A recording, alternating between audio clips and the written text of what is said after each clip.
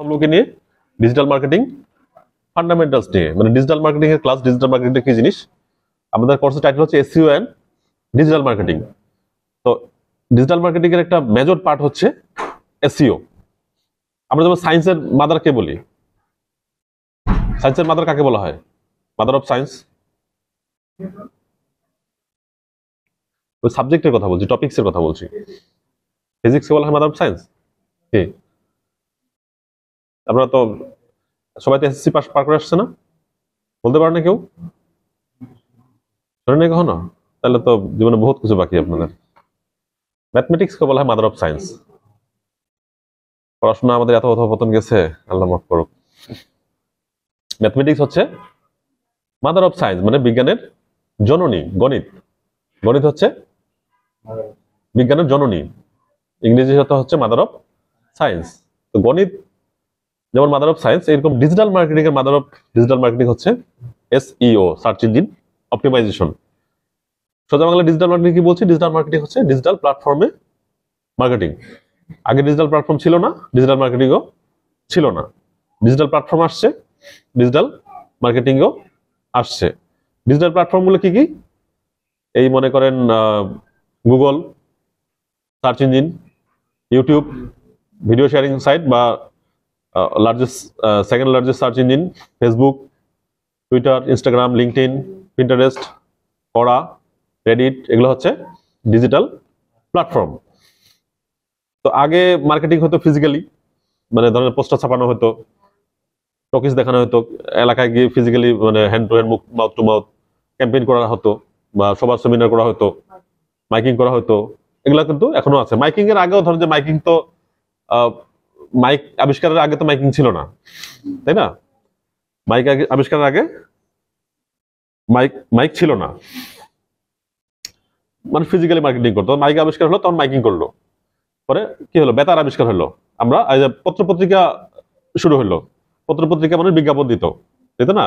ইন্টারনেটে ঘুরে বেড়ায় অনেক ধরনের, যে 1998 সালে 58 সালের বাটার জুতার অমুক বিজ্ঞাপন, তেলের বিজ্ঞাপন, সাবানের বিজ্ঞাপন ছিল, কিন্তু এরকম ছিল। তো আপনার হচ্ছে যে পত্র পত্রিকা বিজ্ঞাপন দিত, এটা হচ্ছে প্রিন্ট মিডিয়া। তারপরে আসলো কি? বেতার, রেডিও আসলো। রেডিওতে খবর পড়তো, অনুষ্ঠান হইতো, অ্যাডভার্টাইজমেন্ট হইতো, ওইটা হচ্ছে বিজ্ঞাপন। তারপরে আসলো টেলিভিশন, ইলেকট্রিক মিডিয়া। আপনার হচ্ছে যে একদম ভিডিও দেখা যায়, হ্যাঁ, নাটক, সিনেমা, ফাঁকে ফাঁকে বিজ্ঞাপন হয়, এখনো হয়। এটা ধীরে ধীরে চেঞ্জ হচ্ছে। গত 20-25 বছরে ডিজিটাল প্ল্যাটফর্ম গুলা উত্থান বেড়ে গেছে। কি কি? ইউটিউব এবং ফেসবুক, এই দুটো আমাদের কাছে আমরা কমন। ইউটিউব জানি, ফেসবুক জানি। 18 কোটি মানুষ, 16 কোটি মানুষ, 18 কোটি হচ্ছে ফেসবুক অ্যাকাউন্ট বাংলাদেশে, তাই না? অনেকের মাল্টিপল অ্যাকাউন্ট, অনেকের যেমন মাল্টিপল জীবন, অনেকের মাল্টিপল অ্যাকাউন্ট আছে। মেয়েদের বোধ আরো বেশি, নাকি?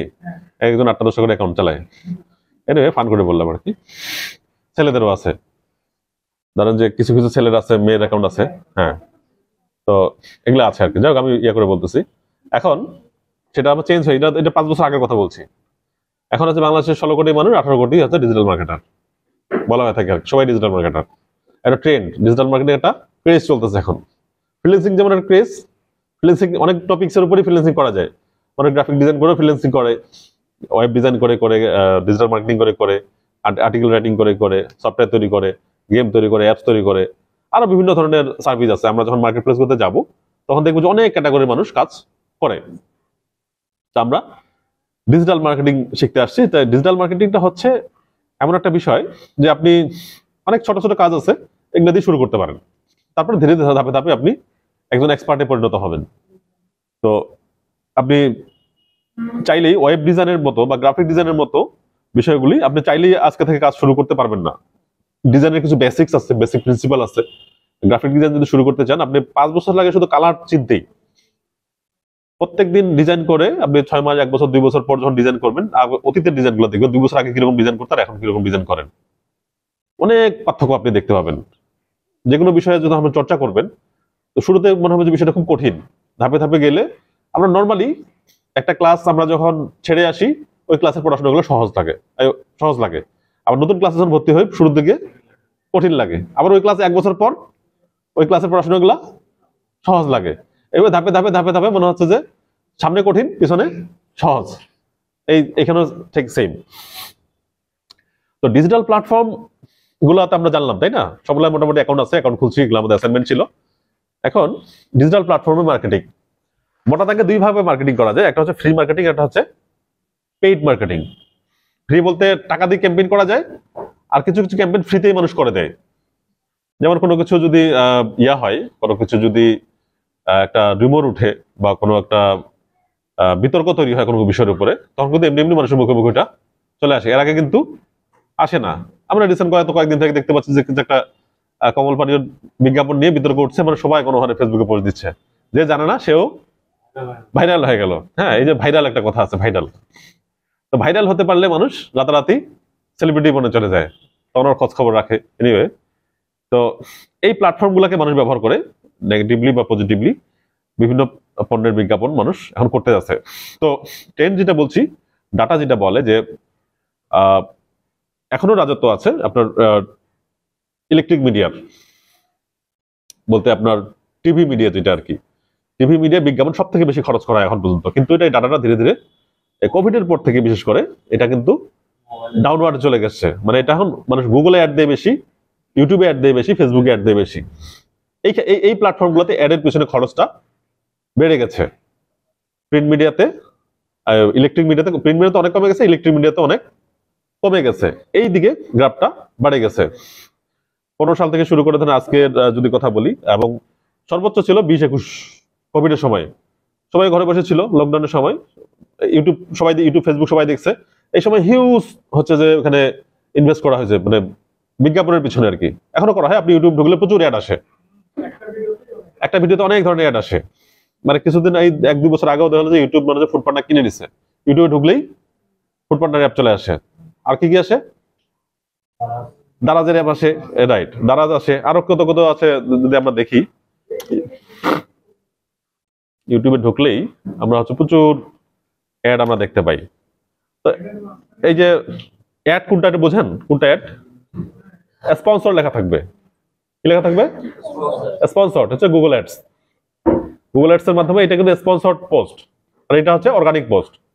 রেগুলারই ধরেন যে এটা একটা নিউজ পাবলিশ হয়েছে, এটা একটা নিউজ, এর নিচে কিন্তু স্পন্সর কথা লেখা নাই। সবগুলোই হচ্ছে রেগুলার আর কি, অর্গানিক পোস্ট। আর এখন একটু ফেসবুকে ঢুকি, এখানে যদি আমি একটু হোমে যাই,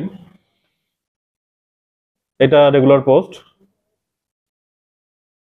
এই দেখেন ওয়ালটন প্লাজা, এটা হচ্ছে স্পন্সর, মানে এটা হচ্ছে টাকা দিয়ে এই জায়গায় আসছে। এই যে আমার ফিডের মধ্যে যে পোস্টগুলো আমি দেখতে পাচ্ছি, একটা পোস্ট দেখতে পেলাম, এটা অর্গানিক পোস্ট, মানে রেগুলার পোস্ট আর কি। কিন্তু এটা কিন্তু রেগুলার না, এটা হচ্ছে স্পন্সর, মানে ওয়ালটন ক্যাম্পেইন চালাচ্ছে, সেই জন্য এটা সামনে আসছে। তারপরে এটা রেগুলার পোস্ট, পরেরটা এটা, এই রিলটা রেগুলার পোস্ট, কেউ শেয়ার দিছে, এটাও রেগুলার পোস্ট, এটাও রেগুলার পোস্ট, এটাও রেগুলার পোস্ট, এটাও। এই দেখেন ফ্লাইট এক্সপার্ট স্পন্সর, এটা হচ্ছে পেইড পোস্ট, মানে ফ্লাইট এক্সপার্ট ফেসবুকে ক্যাম্পেইন চালাচ্ছে, সেই কারণে এখানে দেখাচ্ছে। এটা রেগুলার, এটা রেগুলার, এটা রেগুলার বা অর্গানিক আর কি। এটাও রেগুলার। কাকুর ফিডে কিন্তু ইয়া কম, এই যে এটা আছে আবার স্পন্সর। হ্যাঁ, লিড স্টার, এটা স্পন্সর, মানে হচ্ছে এটা পেইড পোস্ট। এরকম করে আমরা দেখি 2-3টা পোস্টের পর পরই কিন্তু একটা করে পেইড পোস্ট আপনি দেখতে পাবেন, যেটা পেইড। বুঝতে পারছি? আচ্ছা, তো প্ল্যাটফর্ম গুলোতে 2 ভাবে হচ্ছে যে মার্কেটিং হয়, একটা হচ্ছে ফ্রি মার্কেটিং, একটা হচ্ছে পেইড মার্কেটিং। ফ্রি মার্কেটিং কেমন? ধরেন আপনার ফেসবুকে একটা পেজ আছে, যত বেশি আপনার ফলোয়ার বাড়বে, নর্মাল একটা পোস্ট করলেও কিন্তু আপনি অনেক রিচ পাচ্ছেন। আর ধরেন যে একটা নতুন বিজনেস খুললেন, বা আপনি হচ্ছে যে কোনো কিছু বিক্রি করবেন। কিছুদিন আগে যে ফেসবুকে খুব ভাইরাল ছিল যে একটা প্রোডাক্ট, 1000-1200 টাকার একটা প্রোডাক্ট, ফেসবুকে অ্যাড দিয়ে $200 করে 200 টাকা করে খরচ হবে, সেখানে আপনি প্রচুর সেল আসতেছে ফেসবুক অ্যাডের মাধ্যমে। তো এরকম যদি করতে চান, আপনি নতুন একটা পেজ খেলেন, আপনার তো সাথে সাথে রাতারাতি অনেক লাইক ফলোয়ার হবে না, তখন আপনি কি করলেন? গুগলে অ্যাড চালাচ্ছেন। ওই এইটাই যদি বলি যে সে ডিজাইন রিটাচ প্যানেল, এটা লাইক ফলোয়ার কত মোটামুটি আছে 5K 5.7K like 5.7K follower. কিন্তু কিছু কিছু পোস্ট আমি দেখাবো যেটা হচ্ছে আপনার দেখাই এরকম একটা স্পন্সর্ড পোস্ট। এই যে আলি এক্সপ্রেস, এটা তো হিউজ আছে, আলি এক্সপ্রেস অনেক বড় ব্র্যান্ড। একটা নতুন পেজ খুলছে এবং সেটা থেকে, এটাও একটা বড় ব্র্যান্ড রিজিউম জিপিটি, এটার কি অবস্থা দেখি।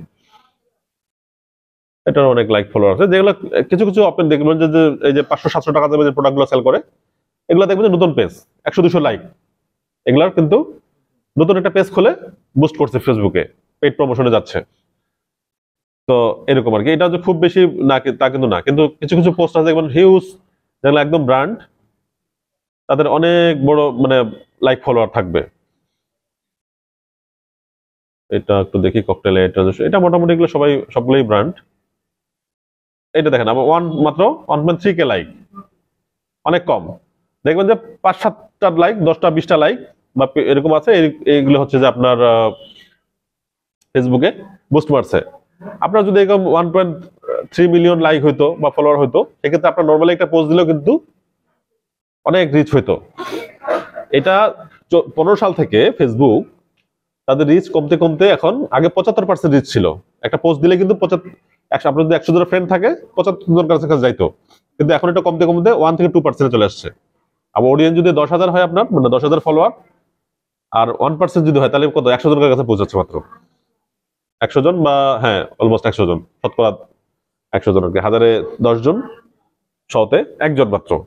তো সেই ক্ষেত্রে এখন, আর আপনি পোস্টের হিসাবে যদি দেখেন, প্রতি এটা স্পন্সর না, এটা হচ্ছে অর্গানিক, এটা অর্গানিক 1 2 3 4 5 6 7, কাকুর রেঞ্জ অনেক কম। আমার যদি দেখি, আমার 2টা অর্গানিক পোস্ট, একটা হচ্ছে স্পন্সর পোস্ট, আমার ফিডে আর কি, আমার যে পার্সোনাল ফিডে যাই, তো 2টা স্পন্সর পোস্ট, মানে 2টা অর্গানিক পোস্ট, তার তৃতীয় নাম্বারটাই হচ্ছে আমার স্পন্সর পোস্ট, মানে প্রায় 50-50 আর কি, 50 বা 60-40, 40% আপনার হচ্ছে এখন স্পন্সর পোস্ট। তাহলে 40% স্পন্সর পোস্ট হইলে তো আপনার নর্মালি তো যারা রেগুলার পোস্ট করে বা অর্গানিকলি পোস্ট করে, এটা তো আসবেই না, আসবে কারণ ইয়ার আধিক্য বেশি, কারণ হচ্ছে যে ওখানে কম্পিটিশন বেড়ে গেছে। যারা অ্যাড দিচ্ছে, ধরেন যে এই যে টিসিএল প্লাস্টিকের মতো আরো কতগুলো প্লাস্টিক আছে, আপনার প্রাণের প্লাস্টিক আছে, আরএফএল এর প্লাস্টিক আছে, আরো কি কি আছে, বেঙ্গল প্লাস্টিক আছে, 10-20টা কোম্পানি ব্র্যান্ড সবাই এখন অ্যাড চালাচ্ছে, তাহলে কি করবে? তখন আপনাকে স্পন্সর বেশি দেখাইতে হবে, অর্গানিক আপনার পেইড প্রমোশনও বেড়ে গেছে।